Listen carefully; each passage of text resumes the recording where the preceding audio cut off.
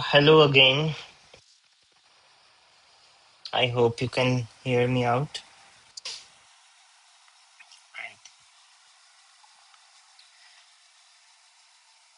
Okay, so let us start this class, and I hope you can see my screen, video, as well as my voice. So, yesterday we were discussing about damped oscillations. So, previously हमने क्या देखा? पिछले chapter में हमने undamped oscillations की बात की, फिर हम अब डैम्ड ऑसिलेशंस की बात कर रहे हैं, जो कि रियलिस्टिक होती है लाइफ में. अनडैम्प्ड पढ़ने के लिए थी, एक आइडियल केस था जहां पे कोई भी विस्कस फोर्स, कोई भी डैम्पिंग फोर्स नहीं होती, जिसके कारण मोशन जो है हमेशा चलता रहता है, वो कभी रुकता नहीं है. बट इन रियलिटी कल हमने समझा था कि कोई ना कोई हमारे पास फ्रिक्शनल फोर्स मौजूद होती है, विस्कस फोर्स मौजूद होती है. फॉर एग्जाम्पल, स्प्रिंग मास के साथ जुड़ा हुआ है, इसको हम डिस्प्लेस करते हैं तो ये फ्रिक्शनल फोर्स इसको रोक देगी.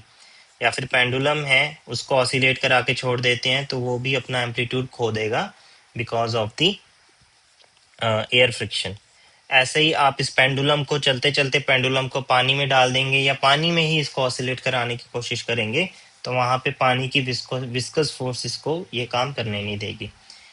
तो इस चैप्टर में हम पढ़ने जा रहे हैं कि डैम्प्ड ऑसिलेशंस क्या होती हैं और उसको मैथमेटिकली हम कैसे ट्रीट कर सकते हैं. तो कल हमने सीखा कि दो तरह की फोर्सेस होती हैं. रिस्टोरिंग फोर्स होती है किसी भी सिस्टम में, जो कि डिस्प्लेसमेंट से कि डायरेक्टली प्रोपोर्शनल होती है, बट जो रिस्टोरिंग फोर्स है वो माइनस एक्स होती है, यानी उसकी दिशा जो है वो अलग उल्टी होती है. और सेकंड हमने देखा फ्रिक्शनल फोर्स, जो कि कल नई फोर्स इंट्रोड्यूस हुई. तो सिंपल हार्मोनिक के केस में, किसी स्प्रिंग सिस्टम या पेंडुलम के केस में, it would be a force जो कि वेलोसिटी के प्रोपोर्शनल होती है. तो velocity is nothing but dx upon dt.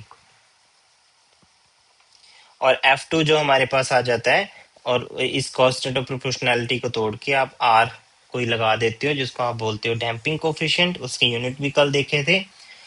और ये नेगेटिव साइन क्यों है? क्योंकि ये भी इस तरह की फोर्स है जो ओरिजिनल मोशन को अपोज करती है, इसलिए यहाँ भी नेगेटिव साइन आ गया.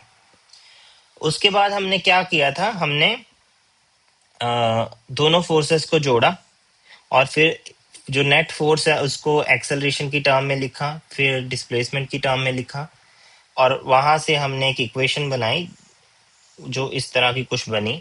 उसके बाद कोफिशिएंट्स को थोड़ा अच्छा दिखाने के लिए हमने किसी और टर्म्स में लिखा, जैसे इसको आर बाई एम को हमने 2p बोल दिया, और एस बाई एम को हमने ओमेगा स्क्वायर बोल दिया. तो जो p है हमारा, दैट इज डैम्पिंग कांस्टेंट, और ओमेगा स्क्वायर तो हमारा एंगुलर फ्रीक्वेंसी या एंगुलर वेलोसिटी थी ही. और unit of an damping constant हम निकाल सकते हैं, वो आर बाई एम होंगे. आर की यूनिट हमने ऊपर निकाला, एम की अभी पता ही होती है किलोग्राम में, तो एस सेकेंड इनवर्स हो गया. तो इसके जरिए हमने ये इक्वेशन डिराइव की डैम्पिंग के लिए, जिसको हम बोलते हैं simple harmonic equation, differential equation of damped simple harmonic oscillator. अब हम क्या करेंगे, आज इसके आगे पढ़ेंगे. तो इसका अब करेंगे हम मैथमेटिकल ट्रीटमेंट. जैसे मैंने कल भी बताया था, अनडैम्प्ड के केस में क्या होगा, ये टर्म बीच में नहीं होगी, तो ये purely second order differential equation होगी. तो इसको सॉल्व करना आसान रहता है. एक्स को a cos omega t plus b sin omega T sinusoidal functions रहेंगे, तो आपकी ये आसान से इक्वेशन जो है वो सॉल्व हो जाएगी. बट यहाँ पे हमारा क्या केस है, यहाँ पे जो हमारी डिफरेंशियल इक्वेशन है, that is second order as well as first order, तो दोनों का मिक्स है. तो इसके लिए हमें किसी और तरीके से इसको ट्रीट करना पड़ेगा. तो मैं यहाँ पे अपना लिखता हूँ कि सबसे पहले हम स्टार्ट करते हैं हमारी डिफरेंशियल इक्वेशन से, that is d square x upon d t square plus 2p dx upon d t plus omega square x is equal to 0. अब इसको हम क्या करना चाहते हैं, सॉल्व करना चाहते हैं. अब इसमें हम गैस करेंगे एक सोल्यूशन. तो सबसे पहले हम एक सोल्यूशन गैस करेंगे, लेके चलेंगे, that is x is equal to c e to power alpha t. तो कोई सोल्यूशन हमने मान के चले इक्वेशन 3 का किताब के हिसाब से, क्वेश्चन 3, और वो है x is equal to c e alpha t. तो c की डायमेंशन क्या है हमारे पास? c की डायमेंशन है हमारे पास l की। क्यों ये l की डायमेंशन है इसकी? क्योंकि हमें पता है एक्सपोनेंशियल की डायमेंशन तो ओवरऑल 1 ही होगी, वो डायमेंशन लेस क्वांटिटी है। तो जो l की डायमेंशन है हमारे पास, l x की डायमेंशन है हमारे पास, वही l की डायमेंशन है। इसीलिए जो x की डायमेंशन है वही c की डायमेंशन है। तो एक बात तो हमारी क्लियर हो गई। और अगर एक्सपोनेंशियल की कोई डायमेंशन नहीं है, ये एक्सपोनेंशियल की कोई डायमेंशन नहीं है, तो अल्फा की क्या डायमेंशन होगी? टी तो टाइम है, टी की डायमेंशन होगी टाइम। तो अल्फा की क्या डायमेंशन होगी? ऑब्वियसली 1/t, सो दैट वो दोनों कैंसल आउट कर जाएं। तभी कैंसल आउट होके उसकी ओवरऑल जो डायमेंशन है वो खत्म हो जाएगी, यानी उसकी कोई डायमेंशन नहीं रहेगी। अब हमने ये जो माना है, ये जो सोल्यूशन माना है, हम इसको इसके कॉरेस्पॉन्डिंग ये क्वांटिटीज इवेलुएट करके इसी इक्वेशन में डालेंगे। तो सबसे पहले हम सिंगल डेरिवेटिव कैलकुलेट करते हैं। तो dx अपॉन dt हम कैलकुलेट करते हैं।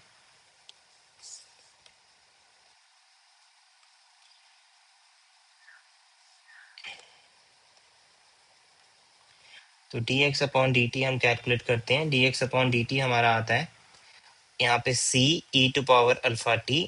e to power alpha t का डेरिवेटिव क्या हो जाता है? अल्फा। अल्फा कॉमन आ जाएगा तो अल्फा बाहर आ गया और ये बन जाएगा हमारा derivative c alpha e to power alpha t। अब सिमिलरली डबल डेरिवेटिव करना है, dx square upon dt square. तो हम क्या करेंगे, जो हमारा ये फर्स्ट डेरिवेटिव आया है उसी को हम फिर से डिफरेंशिएट कर देंगे। तो ये आ जाएगा c alpha square e alpha t। Okay, simple. फिर अल्फा c अल्फा बाहर रह गए, e अल्फा t का डेरिवेटिव हो गया e alpha t as it is. Alpha t का डिफरेंशिएशन कर दिया डी बाई डी टी, तो टी का डिफरेंशिएशन 1 हो जाएगा, अल्फा कांस्टेंट, अल्फा बाहर आ जाएगा, अल्फा स्क्वायर फिर से आ गया। तो इस तरीके से हमने डिफरेंशिएशन दोनों की निकाल ली। अब इन दोनों जो भी हमने निकाले हैं derivatives d x upon d t और d square x upon d t square, इनको हम पुट कर देंगे इक्वेशन नंबर 3 में। तो 3 में पुट करेंगे सबसे पहले double derivative c alpha square e alpha t, फिर हम पुट करेंगे सिंगल डेरिवेटिव, पर इसके साथ साथ कुछ और भी था हमारे पास 2p। तो 2p भरेंगे, 2p सी अल्फा ई अल्फा टी, और उसके साथ हम भरेंगे अपना ओमेगा स्क्वायर, और साथ में x की वैल्यू। x हम क्या मान के चले थे, क्या सोल्यूशन था हमारा? E alpha t is equal to 0। ये हमारी इक्वेशन बन गई। अब इसमें से जो तो रिपीटेड सी चीजें हैं वो हम बाहर निकाल लेते हैं। तो हमारा सी ई अल्फा टी बाहर निकल गया, अंदर रह गया alpha square plus 2p alpha plus omega square 0। ठीक है जी। अब देखो, जब भी प्रोडक्ट होता है ना दो चीजों का, जब भी प्रोडक्ट होता है दो चीजों का, तो ऐसा नहीं होता कि ये चीज 0 बटा हो गई जाके और उसको हम बोल दिए 0 हो गया। ऐसा नहीं, ये बड़ा नाइव तरीका है इसको सोचने का, ऐसा नहीं होता। हम क्या करते हैं कि ये दोनों चीजें इक्वल टू 0 है, इसका मतलब ये नीचे चले गया 0 के और ये 0, इसलिए ये 0 हो गया। ऐसा नहीं होता। हम जब भी दो प्रोडक्ट करते हैं हम देखते हैं कि क्या क्या केसेस बन सकते हैं। ये और ये दोनों क्या हो सकते हैं? आपस में 0। ये दोनों दोनों 0 हो गए तो हमें 0 इंटू 0 0 मिल सकता है। ये ना भी 0 हो, ये 0 हो, तो भी हमें 0 मिल सकता है, यानी ये कंडीशन भी ट्रू हो सकती है। और क्या कंडीशन ट्रू हो सकती है? ये 0 हो, ये 0 ना हो, तो 0। यानी ऐसी 3 कंडीशन हमारे पास बन जाती हैं। फिर हमने फिजिक्स का दिमाग लगाना है वहां पे, मैथमेटिक्स का। मैथमेटिक्स से तो चलो हमें ये गुना भाग पता लग गए, फिर हमने फिजिक्स दिमाग लगाना है कि दो चीजें प्रोडक्ट हो रही हैं, उनमें से कौन सी 0 नहीं होती हमेशा। तो हम देखेंगे ये तो सोल्यूशन है, ये तो डिस्प्लेसमेंट है, ये तो हम मान के चल रहे हैं कि नॉन 0 है, तो ये सोल्यूशन 0 के बराबर नहीं है। अगर ये सोल्यूशन 0 के बराबर नहीं है, that means this guy should be equal to 0। और उस कंक्लूजन से हम पहुंचे कि c e to power alpha t can not be equal to 0। But फिर कौन होगा 0? That means alpha square plus 2p alpha plus omega square should be equal to 0। तो ये हमने कंक्लूड कर लिया। अब ओमेगा को मैं ओमेगा 0 स्क्वायर लिखूंगा, बिकॉज मैं एक नई नोटेशन देना चाह रहा हूँ कि जब शुरू में मेरा जो एंगुलर फ्रिक्वेंसी में लेके चला था वो क्या है, वो आपको रीजन बाद में पता लग जाएगा कि क्यों मैंने ओमेगा 0 इसको लिया। ठीक है जी। अब कोई मुझे बता सकता है ये इक्वेशन कैसी है, इसको अगर सॉल्व करना हो तो कैसे करेंगे? ये दिखने में कैसी इक्वेशन है? लीनियर है, क्वाड्रेटिक है, क्वार्टिक है?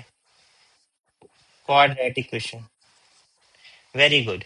सो ये क्वाड्रेटिक है, किसमें? अल्फा में, बिकॉज हमारे पास अल्फा स्क्वायर है, अल्फा है और ये है। तो अगर मेरे को सोल्यूशन चाहिए तो मेरे को क्या लगाना पड़ेगा? डिस्क्रिमिनेंट वाला रूट्स निकालने पड़ेंगे। तो रूट निकालने के लिए हमें डिस्क्रिमिनेंट निकालना पड़ता है। तो मैं पहले रूट्स लिख लेता हूँ, इसके दो रूट्स आएंगे।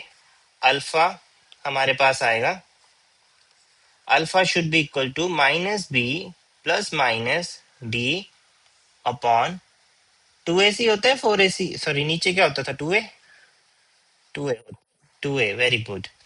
तो यहाँ पे हमने देखो डी स्क्वायर को हम थोड़ा सा इलेबोरेट करके लिख लेते हैं, वो होता है बी स्क्वायर माइनस 4ac। अब हम इसका पहला दोनों ही रूट साथ ही लेके चलते हैं। तो alpha is equal to minus b, b क्या होगा इसमें?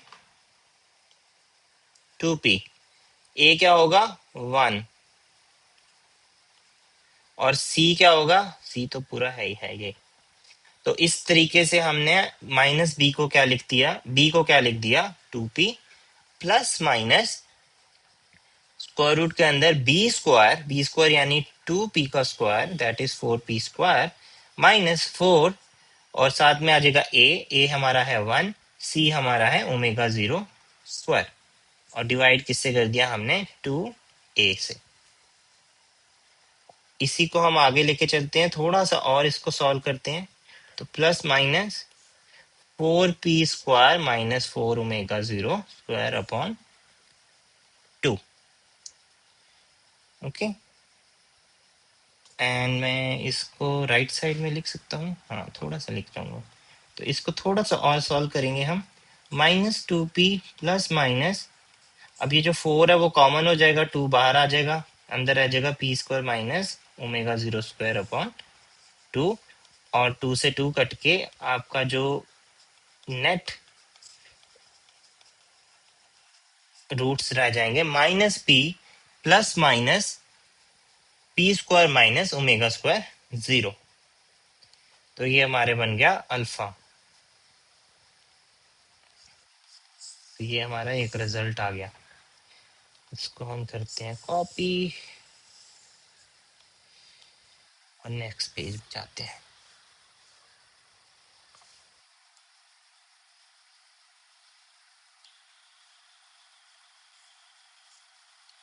ओके, ये हमारा रिजल्ट हमने लिया है। अब इस रिजल्ट में हमने बेसिकली क्या किया, ये जो हमारा क्वाड्रेटिक इक्वेशन बनी थी, कहाँ बनी? ये वाली। इस क्वाड्रेटिक इक्वेशन के सॉल्यूशंस हमने निकाले, रूट्स हमने निकाले। अल्फा अल्फा के टर्म्स में निकलेंगे क्योंकि अल्फा के टर्म्स में ये क्वाड्रेटिक थी। और फिर हमने निकाल दिया alpha is equal to minus p plus minus p square minus omega 0, यानी इसमें दो रूट्स हैं, एक तो प्लस वाला है एक तो माइनस वाला है। तो क्वाड्रेटिक इक्वेशन है, दो रूट तो होंगे ही होंगे। अब इसको हम और थोड़ा सा सिंप्लीफाई करेंगे, बट उसके पहले इसको डिस्प्लेसमेंट में भरते हैं। तो डिस्प्लेसमेंट क्या थी हमारी? X is equal to, I did not attend your previous class because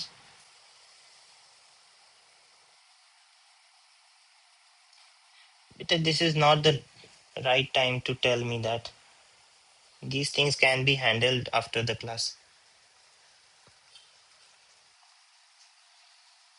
By the way, if someone has missed the class, like online class, they can always go to the recordings and can see.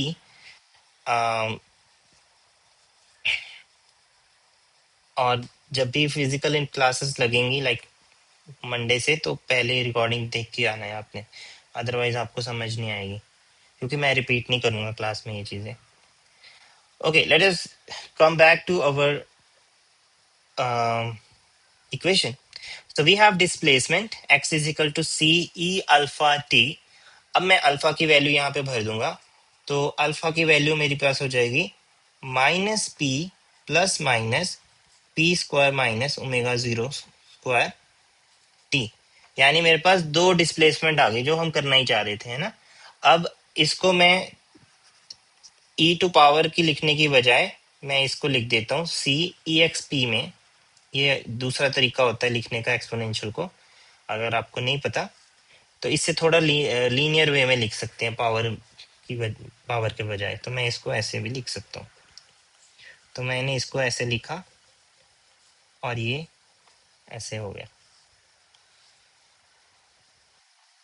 अब मैं जो x की values मेरे पास थी, मैं उस term में इसको लिख दूंगा जो पहले डिफरेंशियल इक्वेशन में थी. तो p को हम लिख सकते हैं. p क्या है हमारा, हमने क्या माना था p को, हमने माना था 2p is equal to R by M. तो मैं p को लिख सकता हूँ r बाई टू एम. तो उस वे से मैंने यहाँ पे लिख दिया r बाई टू एम. तो मैंने इसको डैम्पिंग कोफिशिएंट में लिख लिया.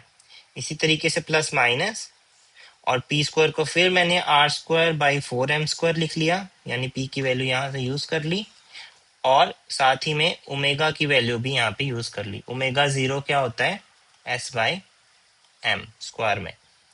तो ये बन जाएगा एस बाई एम, ये आ जाएगा टी. ठीक है, इसको बड़े अच्छे से आपने याद रखना है कैसे हम इक्वेशंस को मैनिपुलेट कर रहे हैं. फिर आ जाएगा इतना. इसको मैं थोड़ा सा अब और थोड़ा फैंसी वे में लिख सकते हैं. तो स्क्वायर रूट की जगह मैंने इसको ऐसे लिख लिया. ठीक है ना. हाँ, तो ब्रैकेट ध्यान से देखनी है हमने. ये ब्रैकेट यहाँ क्लोज हुई, ये यहाँ क्लोज हुई, यहाँ क्लोज हुई. तो ये हमारी बन गई net displacement in terms of R and S, यानी डैम्पिंग कोफिशिएंट की टर्म में हमने लिख ली और एस बाई एम की टर्म में लिख ली. अब आप याद करो जो हमारी डिस्प्लेसमेंट थी पहले अनडैम्प्ड के केस में, ये डैम्प्ड केस है, ये अनडैम्प्ड केस है, वो सिंपल थी के cos omega t plus five या sine omega t plus five. तो वहां पे तो हमें दिखता था कि साइनोसॉइडल कोई फैक्टर है, बट यहाँ पे दिख रहा है हमें एक्सपोनेंशियल. ठीक है, यहाँ पे आप देखो तो आपको दिखेगा एक्स जो है वो एक्सपोनेंशियल है. तो एक्सपोनेंशियल का प्लॉट कैसा होता है, ऐसा. ठीक है, वो ऑसिलेटरी नहीं होता, ऐसा होता है.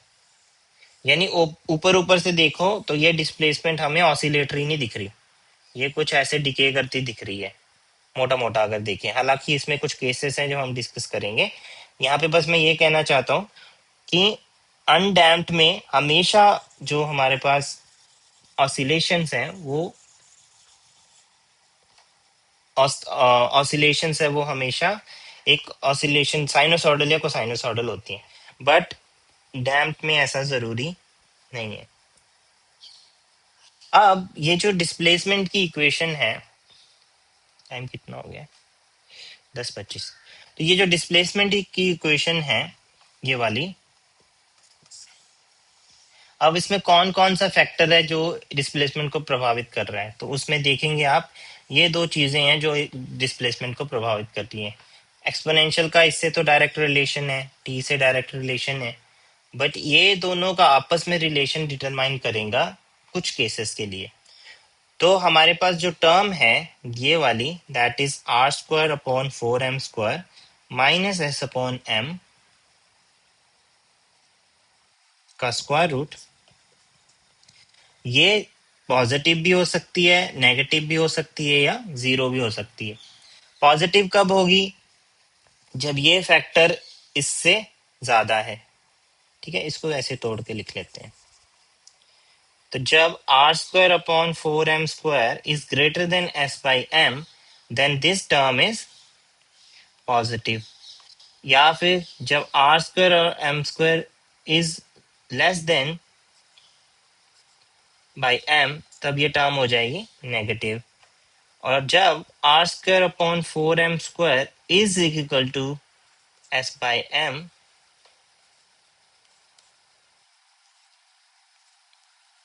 तब ये हो जाएगी 0। यानी हमारे पास तीन केसेस बन गए, केस 1, केस 2, केस 3।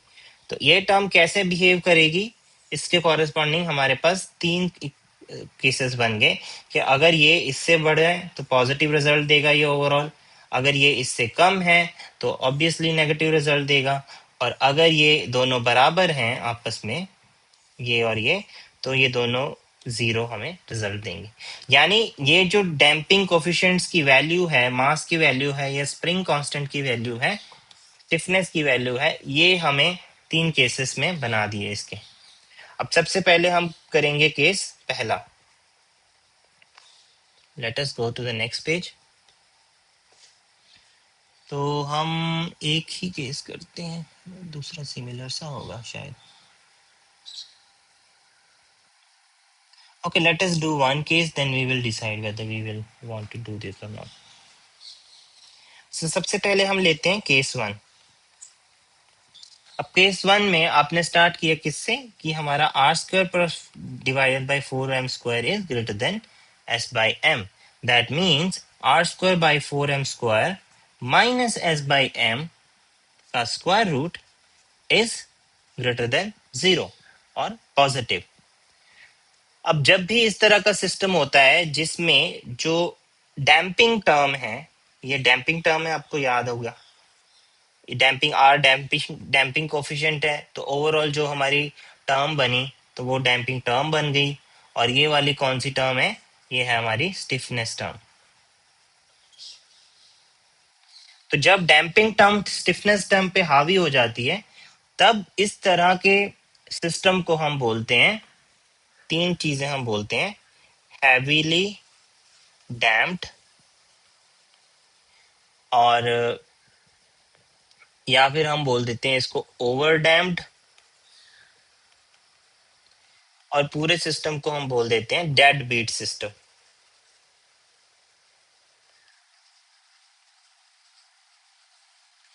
अब हो क्या रहा है इसमें, मान लो फिर से ये स्प्रिंग है, फिर मास एम है। अगर मेरा जो डैम्पिंग है, यानी जो फ्रिक्शनल फोर्स है, वो इतनी ज्यादा है कि वो इसके मोशन को बहुत ज्यादा हिंडर करने लगी है, तो क्या हो रहा है, जो मास के कारण, इस मास लगा हुआ है, स्प्रिंग लगा हुआ है, तो ये ऑसिलेट ऐसे ऐसे करता रहेगा, और एक टाइम पे जाके ये स्लो हो जाएगा। यानी इसकी जो, जैसे हमने कल पढ़ा था कि पहले ऑसिलेशंस, ये तो अनडैम्प्ड का केस है, बट जब डैम्प्ड का केस होता है तो ऑसिलेशंस खत्म होती होती 0 हो जाती हैं। पर इसमें भी तीन तरह के केस होते हैं, ये जो मैं दिखा रहा हूँ ये होता है क्रिटिकल डैम्प का केस, बट हम यहाँ पे बात कर रहे हैं ओवर डैम्प्ड का केस। यानी इतनी ज्यादा डैम्पिंग है कि वो ऑसिलेटरी में जा ही नहीं पा रही, वो धीरे धीरे एम्पलीट्यूड अपना खो के मीन पोजीशन पे वापस आ जाती है, बट स्लोली होता है ये काम, क्योंकि डैम्पिंग बहुत ज्यादा है, तो धीरे धीरे उसको एक रिटार्डेड फोर्स फील होती है स्प्रिंग को, ये जो ये मोशन तो हो गया उसका, पर वो वापस धीरे धीरे आता है। क्यों, क्योंकि यहाँ पे एक फ्रिक्शनल और विस्कस फोर्स एक्ट कर रही है। तो इस तरह के सिस्टम को हम क्या बोलते हैं, हेविली डैम्प्ड या ओवरली डैम्प्ड। अब इसका मैथमेटिकल ट्रीटमेंट करते हैं। मैथमेटिकल ट्रीटमेंट करने के लिए हम पहले तो मानते हैं कि जो r/2m है उसको हम p मान लेते हैं, जैसे हमने पहले माना ही हुआ था, और r²/4m² माइनस s/m अपॉन 1/2 को हम मान लेते हैं q। ओके, तो इस तरीके से हमारी जो इक्वेशन है, जो हमने डिस्प्लेसमेंट पहले निकाली थी पिछले उसमें, ये वाला हमारा जो पार्ट था, तो उसको मैंने थोड़ा फैंसी वे में लिख लिया कॉन्ट्रैक्ट करके। तो इस बार हमने क्या लिखा, x इज इक्वल टू, यहाँ पे मैं लिख जाऊंगा इसको, c e⁻ minus P T plus minus Q T. अब कैसे लिखा इसको मैं थोड़ा नीचे कर लेता हूँ और पिछले में जाता हूँ। मैं थोड़ा लेजी हूँ, कॉपी पेस्ट ज़्यादा करूँगा। तो यहाँ पे मैंने कर दिया, इसको कॉपी क्यों आ गया?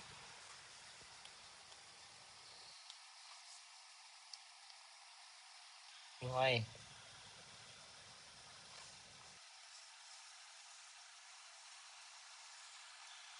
कॉपी,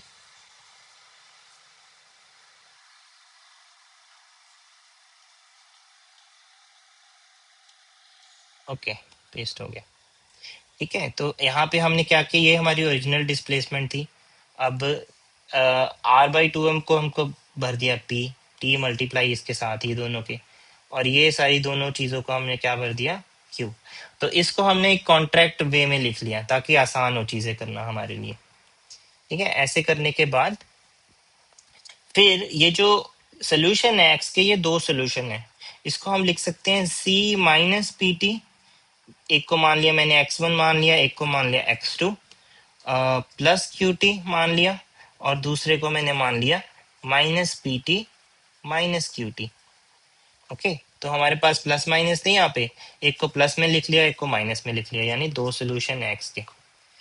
पर दोनों के कॉफिशिएंट तो सेम हो नहीं सकते, इसलिए मैंने एक नया नाम दे दिया। एक को बोल दिया C1, एक को बोल दिया C2, सो दैट मेरी जो नेट डिस्प्लेसमेंट है वो आ जाएगी x1 प्लस x2, और वो कितनी आ जाएगी, x is equal to C1 E minus P T plus Q T plus C2 E minus P T minus Q T. और यहाँ पे मैं किसी चीज को कॉमन ले सकता हूँ, वो है E माइनस पी टी।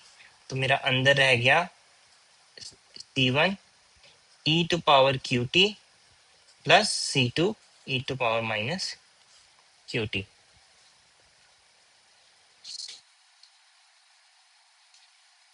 ठीक है, ये हमारा यहाँ पे बन गया। यहाँ तक क्लियर है?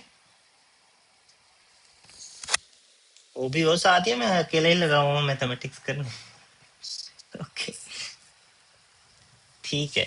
नैन्सी को समझ आ रहा है, प्रिया को भी समझ आ रहा है। Okay, nice. अब हम क्या करते हैं, यहाँ पे हमारा x आ गया, तो x को हम लिख देते हैं। आगे हम क्या करते हैं, x is equal to E minus P T, फिर C1 C2 में हमने लिख लिया। अब हम एक ट्रिक यूज करेंगे मैथमेटिकल, कि हम C1 को कुछ मान लेते हैं, दो चीजों का सम मान लो, मैंने दो कोफिशिएंट्स का सम मान लिया, और C2 को उन्हीं कोफिशिएंट का नेगेटिव में सम मान लिया। ये मैं क्यों कर रहा हूँ आपको समझ आ जाएगा बाद में, जब इस ट्रिक को हम यूज करके देखते हैं मिल क्या रहा है। कई चीजें हमें सॉल्व करने के बाद पता लगती है हमने ऐसा किया क्यों। ओके, तो अब अगर हम ऐसे करेंगे तो सबसे पहले हम जो C1 की जगह क्या भर देंगे, x is equal to E minus P T हमने लिया, और C1 की जगह हमने भर दिया f plus G upon two, और यहाँ क्या था e to power Q T, plus C2 की जगह हमने भर दिया f minus G upon two E to power minus Q T. अब इसको सॉल्व भी करना है, तो मैंने इसको थोड़ा सा फैंसी वे में अब लिखना चालू किया, ई माइनस पी टी, थोड़ा मोर डिटेल्ड वे में। तो ये आ जाएगा 1/2 का बाहर निकाल ले, चलो एक बार निकाल लेते फिर इसको अंदर ले जाएंगे। F e q T plus g e q T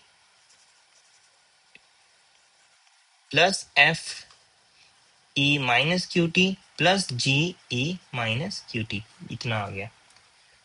अब जो कुछ कॉम्बिनेशंस को हम इकट्ठा कर लेते हैं, जैसे ई माइनस ई ई माइनस पी टी था हमारा, बटा दो था, एफ वाले हम कॉमन कर लेते हैं, E plus Q T E minus Q T हमने कॉमन कर लिया। इसी तरीके से हम कुछ गलत कर गया ना मैं, जी वाले हम कॉमन कर लेते हैं, वो आ जाएगा ई क्यू टी माइनस ई माइनस क्यू टी। ठीक है, इतना आ गया। अब ये जो दो बाहर था मैंने अंदर भेज दिया ताकि ये डिवाइड हो जाए दोनों से। अब ऐसा मैंने किया क्यों? क्योंकि I wanted to make it या तो साइन में बना दूं या कोसाइन में बना दूं या उनके हाइपरबॉलिक्स में बना दूं। तो हमें पता है कि हाइपरबॉलिक फंक्शन ऐसे डिफाइंड होते हैं। मे भी आपको बीएससी फर्स्ट ईयर में था ये मैथमेटिक्स में, मेरे को याद नहीं एग्जैक्टली तो e to power theta minus e to power minus theta बटा 2 आपका हो जाता है साइन हाइपरबॉलिक, और प्लस वाला आपका हो जाता है कॉस हाइपरबॉलिक। ठीक है, तो इन चीजों को यूज करके मेरा आ जाएगा ई टू पावर माइनस टी, और एफ के साथ प्लस वाला है तो कॉस हाइपरबॉलिक क्यू टी, और जी के साथ है sign hyperbolic Q T.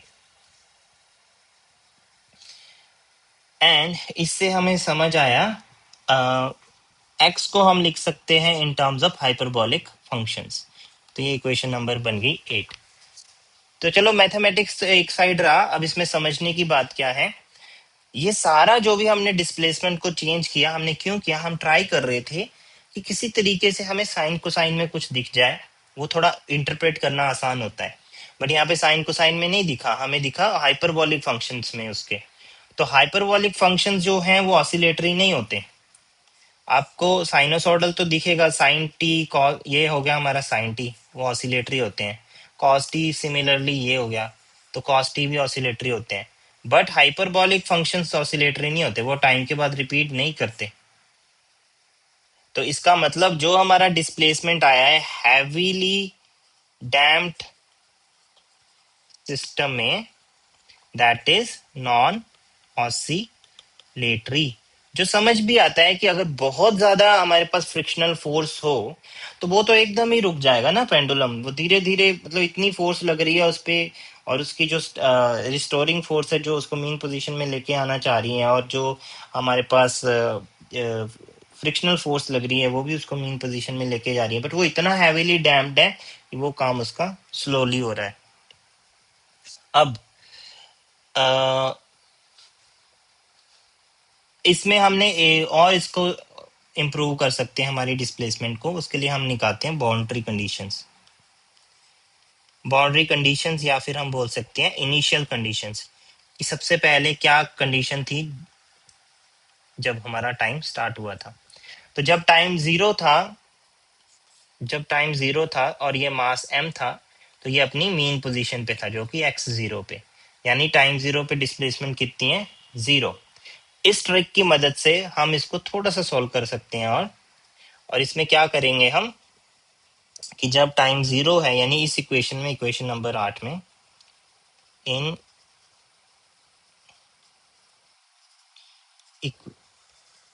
Come on equation number 8 हम x को भर देंगे 0 पुट, क्योंकि अब हम भर रहे हैं x is equal to 0, t is equal to 0, E to power minus P 0,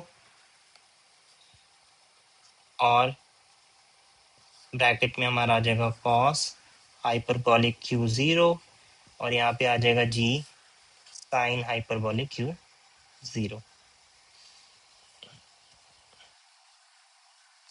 cos hyperbolic 0 होता है 1, ये तो ई टू पावर माइनस 0 हो जाएगा 1, और cos हाइपरबॉलिक हमारा हो गया 1, और साइन हाइपरबॉलिक होता है 0। तो ओवरऑल हमारे पास ये रिजल्ट आया कि f जो है वो 0। तो इस इनिशियल कंडीशन की मदद से हमने ये जाना कि अगर x t टाइम 0 पे डिस्प्लेसमेंट 0 है, उसको हमने इक्वेशन 8 में यूज किया, और उससे हमने ये जाना कि जो कोफिशिएंट f है वो 0 है।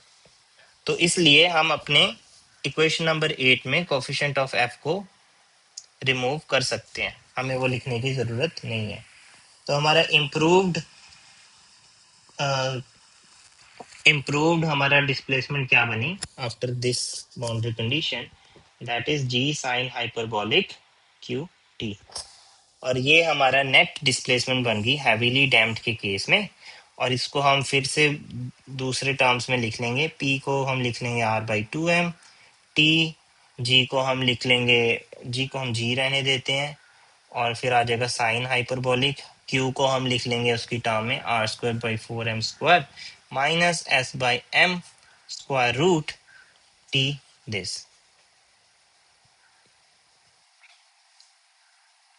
और इसमें से हम g को बाहर निकाल सकते हैं और उस वो फिर exponential r t sine hyperbolic जी, हाँ ठीक है। तो ये हमारी बन गई इक्वेशन नंबर 9।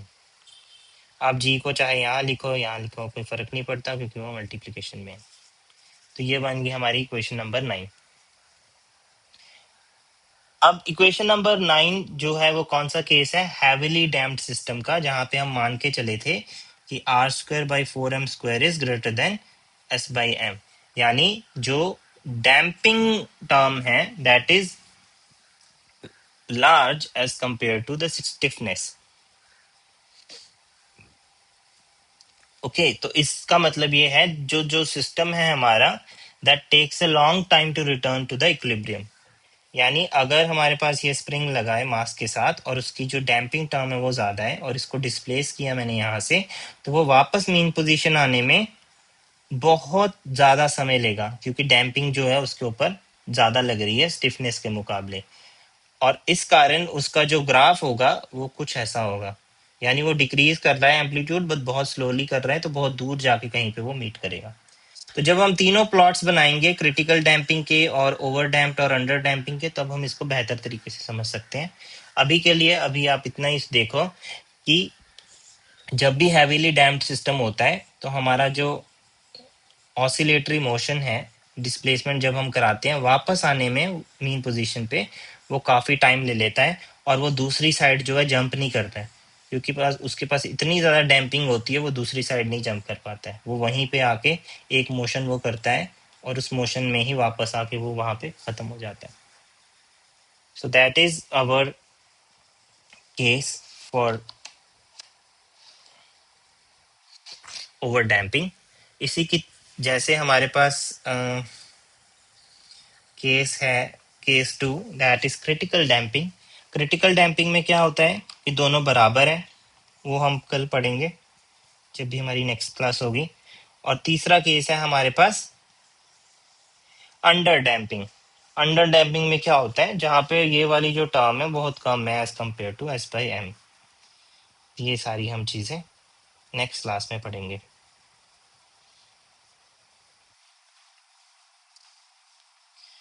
अगर आपका कोई सवाल है इस क्लास में तो यू कैन आस्क।